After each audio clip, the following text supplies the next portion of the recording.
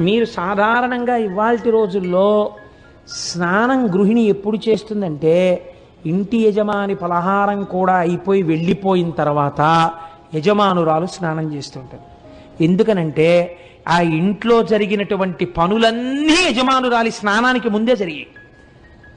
నన్ను క్షమిస్తే ఈశ్వరుడికి అందిన నైవేద్యం కూడా ఆవిడ అలాగే వండిపెట్టేది. ఏమిటి శౌచం? ఇంట్లో పిల్లలకి సంస్కారాలు రమ్మంటే ఎక్కడి నుంచి వస్తాయి? దేశానికి అభ్యున్నతి రమ్మంటే ఎక్కడి నుంచి వస్తుంది? మనుష్యుల మనస్సులు బాగుండాలంటే ఎందుకు బాగుంటాయి? కనీసంలో కనీసం ఒక స్నానం చేసి అగ్నిహోత్రాన్ని దగ్గరికి వెళ్ళి వెలిగించగానే ఒక్క నమస్కారం చేసి, ఈశ్వర హవ్యవాహనుడవు మా కోసం అగ్నిహోత్రంలో పచనం చేయడానికి ప్రకాశిస్తున్నావు, నీకు ఒక నమస్కారం అని చెప్పవలసిన బాధ్యత మన మీద ఉందా లేదా? కృతజ్ఞతగా మీరు ఆలోచించండి. ఇది నేర్చుకోమని చెప్తోంది శాస్త్రం.